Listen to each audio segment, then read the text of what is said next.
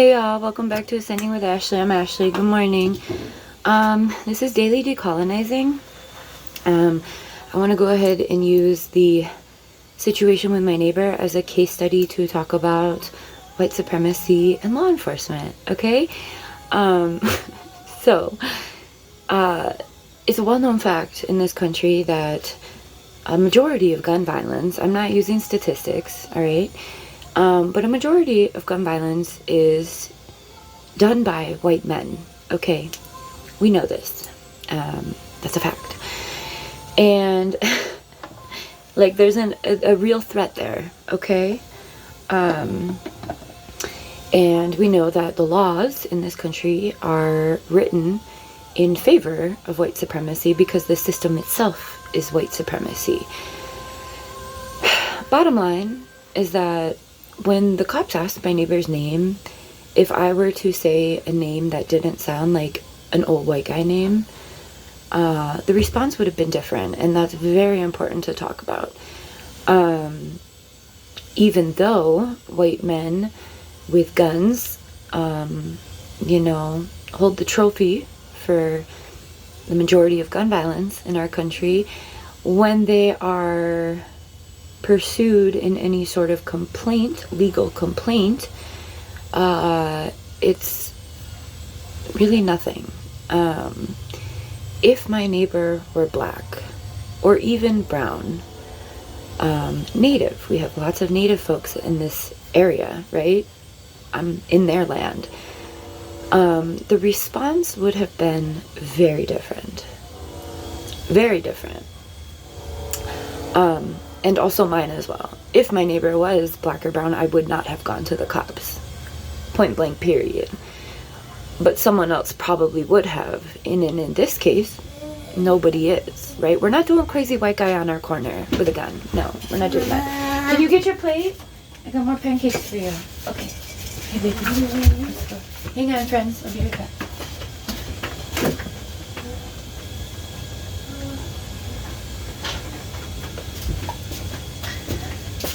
Now, I think what's also important to say and speak on is how, I believe, I have a lot of conspiracy theorist beliefs about specifically these, guys, young kids, white people who have made or carried out mass shootings in this country and are, apprehended, taken to Burger King, Subway, whatever, in a protective order, right? Versus, like, for instance, the black guy in Skid Row a few weeks ago who got killed because he had a plastic fork. Here you go.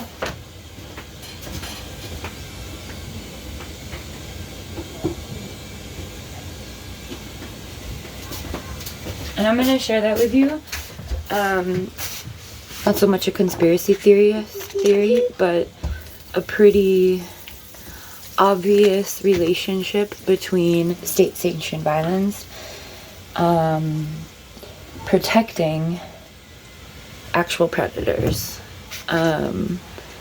versus,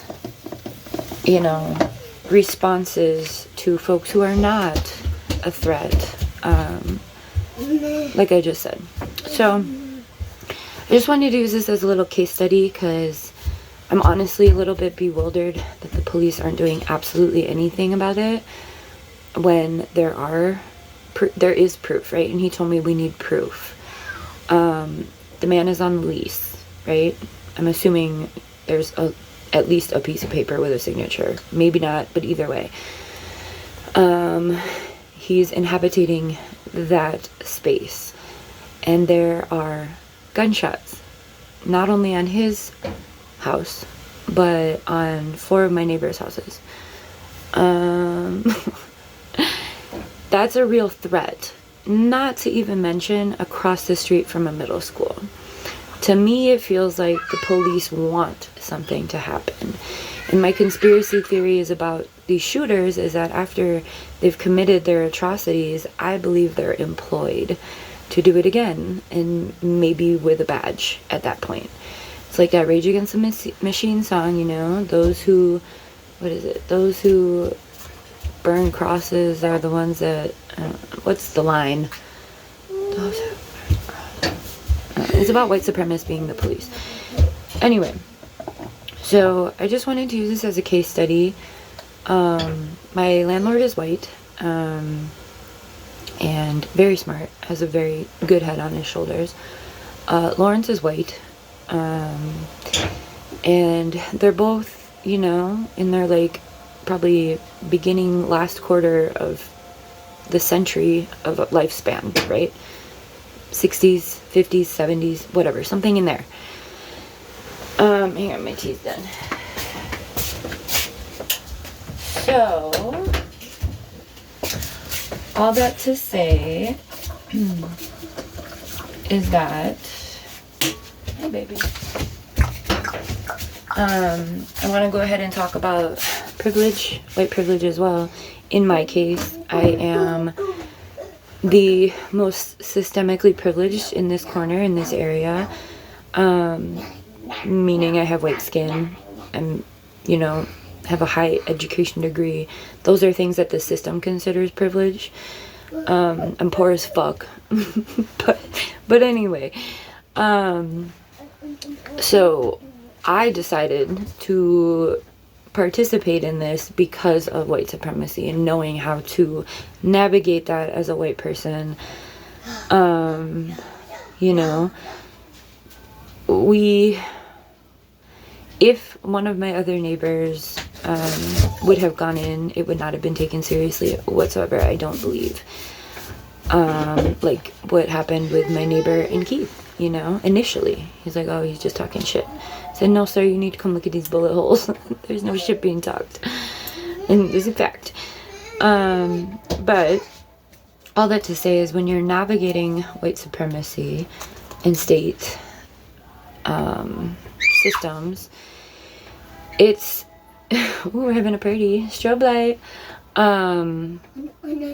It's important to, the decolonizing aspect of this is that this is a fact, and if we're not living our realities knowing these truths as a collective whole, which, you know, things are coming up, people are decolonizing, people are awakening to, I've been through it, you know, you have to get through it to get to a certain point, and it's painful.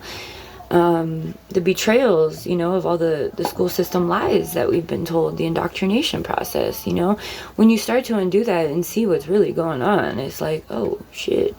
And then you have to pivot and understand how to navigate that for the greater good. This person is dangerous in their state of mind right now,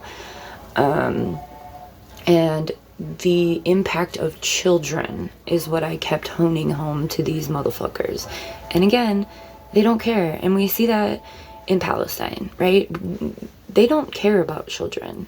They being all of these people who take oaths saying that they do and that they have the best interest of, you know, people, and even people who are running for political seats on certain campaigns. They usually involve something about children. Because that gets the emotional appeal, right? But when I used that with the system and said it wasn't taken, they were like, there needs to be a victim. If that man were black, there would not need to be a victim, or there wouldn't be. There would have been, if he would have been, the same situation happened to a black man, getting arrested on Thursday, he would not have been released. He would have been booked, he would have been charged, and he probably would have been moved to Florence, which is an area in Arizona that has about 13 fucking prisons, okay, for prison labor. Let's keep it fucking real.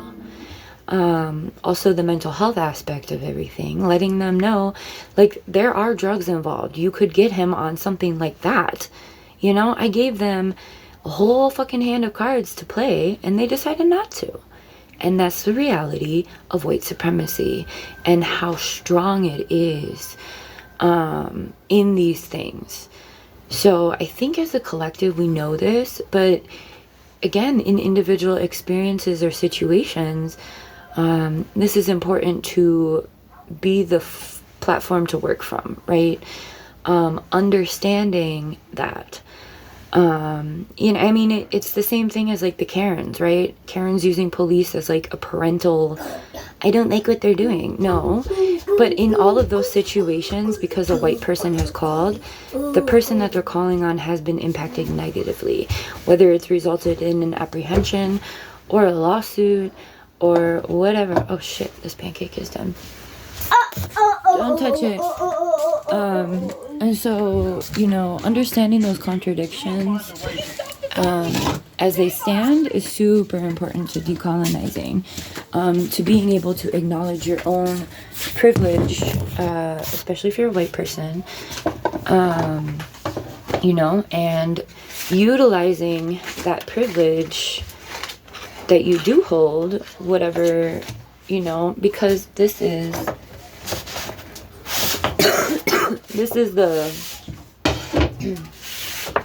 the hierarchy that we live in.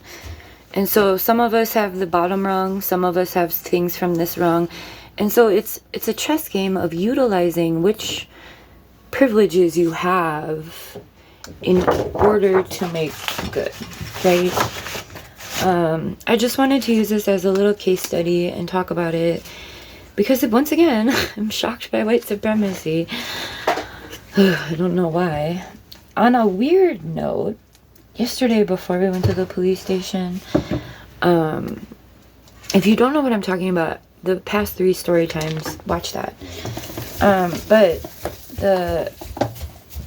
before we went to the police station, we went out to eat because I'm like, I'm not going over there hangry.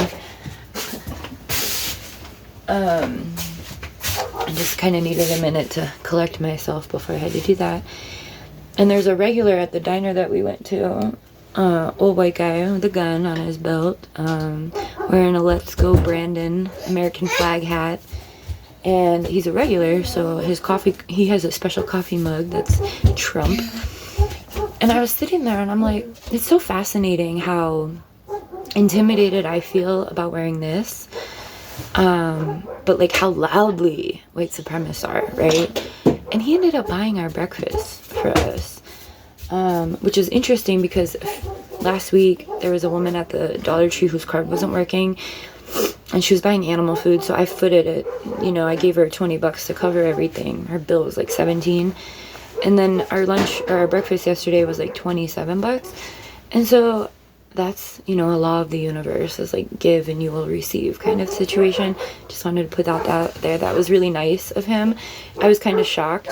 I wasn't, you know, I had no identifying features about where I stand in the movement.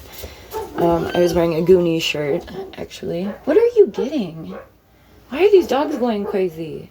All right, I'm gonna let y'all go. But yeah, any questions or anything, let me know in the comments. But yeah, have a good one.